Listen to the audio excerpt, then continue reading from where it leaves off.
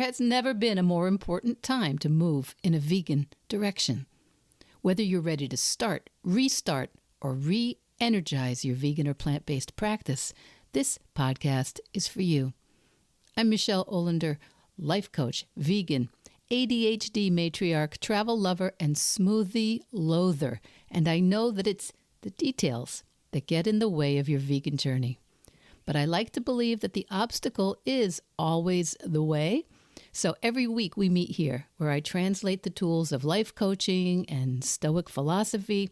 I bring you actionable tips, some laughs, interesting guests, and vegan ideas for everyone at any age. All to help you veg your best. Episode 252. The vegan we're waiting for might be you.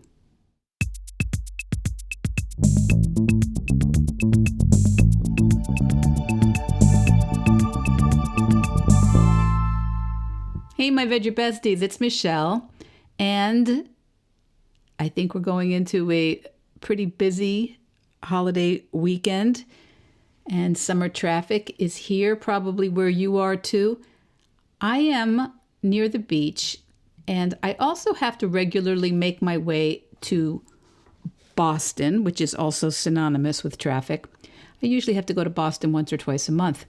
And driving to Boston this time of year with the beach traffic to the Cape and to the other seasonal spots along the coast is a lot. It's a lot all year round.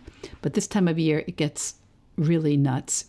And luckily, usually I can take either a Greyhound bus or Amtrak when I go into Boston, as long as I can arrange my appointments at the right time of day. And it is a dream when that works out. It is a dream to be able to avoid the traffic, get a little work done, and not have to park. And the other day, I was heading into Boston, and the train is whizzing past all these cars that are barely moving in 3 or 4 lanes on Interstate 95. And I was trying to remember that saying or where it came from. You are the traffic. Now, since I was not driving and I was just sitting in a comfortable Amtrak seat, I was able to pull out my phone and Google that phrase as I thought of it. And I did not know, or I didn't remember, it started about 15 years ago with a satellite navigation company called TomTom. And TomTom had run a billboard along the highway that said, "You're not stuck in traffic, you are the traffic." TomTom was trying to position itself at the time as a way for drivers to make more informed, more efficient decisions so that they were less likely to contribute to the chaos on the roads. Driving carefully, thoughtfully, defensively, maintaining our vehicles, or being in carpools, or driving off-peak hours, or using mass transit when it is possible, not always possible in certain countries. But when these were all ways for us to acknowledge that we are the traffic and look for ways to take a little extra personal responsibility for the traffic that does exist. So that's kind of the topic today, because we are part of everything, even the things we feel stuck in. And because I'm probably like you, or you are like me, or one way or another, we're all the same, we're tempted to believe that the problems we're so sad about, or angry about, or frustrated about all around, well, I'm tempted to believe it's not me, it's outside of me. Whether it's a political fight or a cultural divide or a frustrating dinner with a non-vegan colleague or family member, or traveling in a country where plant-based food is still considered kind of odd, it's very easy to feel like just a powerless observer reporting the truth. But what if we're not stuck in it? What if we just are it? Because the headlines and the clickbait, they're relentless. They're going on. And the climate, the politics, the wars, The courts, the cruelty, gun violence, assaults on due process and transparency. I'm not trying to trigger you, but I'm with you. It's enough to make even the most optimistic Pollyanna among us, raising my hand, feel powerless. And it is tempting to doom scroll and look for support for how we are right, and to share the worst stories and bond over the worst abuses, and to say the world's broken, and then retreat into our homes or phones or echo chambers where all the people agree with us. But here's what I want to offer today as we're going into a big holiday weekend in the United States.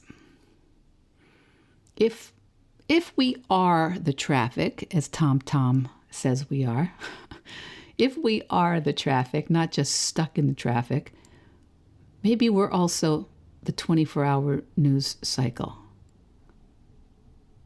The way we consume it, share it, react to it, learn from it, or choose not to learn from it. In coaching, we try to stay open to this idea that every time I'm experiencing something I don't want and don't like, that the opposite is also present. Maybe quietly, but it's also in the room, what I do want, what I do like. Because when we're noticing what's unjust or scary or a sign of what's wrong in our communities or our government or family or species, it's for sure hijacking our attention from what is the thing I do want and the behavior I do value and the way of life that I do believe in. And if world and national events are admittedly a challenge, how about for those of us on a vegan journey or fine-tuning a plant-based practice? Our focus can for sure be hijacked by big things and very small ones as we're trying to veg our best. And we're getting maybe that snarky comment or the downright bullying remark. Maybe we're in situations where the choices are limited, okay, or close to non-existent occasionally. Or the choices are not very healthy or sustainable. In these challenging situations, we can imagine, maybe, that we are being invited to be more clear about what we do want. Maybe we're being invited to shift the tone to one of respect or curiosity, or to practice advocating for ourselves and for our values. Maybe we're learning something that's missing from our personal arsenal of skills, or a product that's missing from our store shelves. That's what I want us to do, to try and stay open to the idea that when I'm experiencing what I don't want, the opposite is also there in the room. So this is a quiet power. It's a quiet power we have to practice of not separating ourselves, not othering, not giving up, but remembering we are actually part of those systems, even the ones we like least. And we are also the ones who can change them. Usually, at least in some small way. You're not a bystander. I'm not a bystander. When we look at our families, when we look at our workplaces or our grocery stores or our faith communities, it is very, very easy to say they don't get it, or they don't care, or gosh, they're just not ready. But let's think about it a little bit differently. What happens when you say, oh my gosh, my family is super dramatic around vegetables, and my partner, he just won't even try something if you say it's vegan. And those thoughts could feel super true, but they also reinforce the dynamic. Even just thinking those sentences puts us in opposition instead of participation. It keeps us reacting instead of creative. So instead of this, what if I'm part of this dynamic in my family? What if I'm part of the energy around vegetables and resistance to veganism at this dinner? What if I'm part of this potluck, the culture at this potluck, this church gathering, or this Facebook group? And if I am, even at just a little, if I'm willing to just see that it's a little bit true, what do I want to bring to this moment? And we've talked about it many times here. Just look at the grocery store, because stores stock what sells. So when you choose tofu, they reorder tofu. When you leave a comment on their website or ask the deli if the soup's vegan, it's a data point. It doesn't always work immediately. God knows. But it's a gentle nudge. And if you've seen the non-dairy section of the dairy aisle lately, honest to God, individual people did that. Purchase by purchase. And the organic produce section, that was individual action. That section of the supermarket did not exist when I was a kid. Same goes for when we ask a hotel about the plant-based options, or when we thank the host who made an effort, or we post a beautiful vegan picnic photo instead of a complaint post about the lack of options. These are not nothing. They are signals, they are ripples, and they are evidence that I are part of the solution. So the question isn't, will this action fix the whole system? No, but the question is, what am I reinforcing? What am I modeling?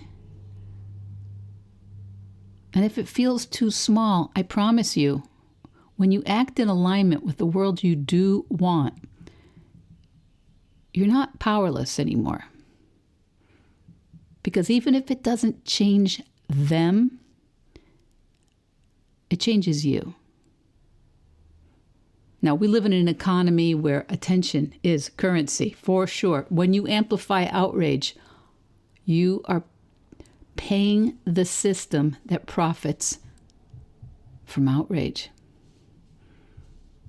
So when you share a rescue story or a creative lentil recipe, or when you say, this conversation changed the way I see things, or this person was so much help to me, you're paying something else.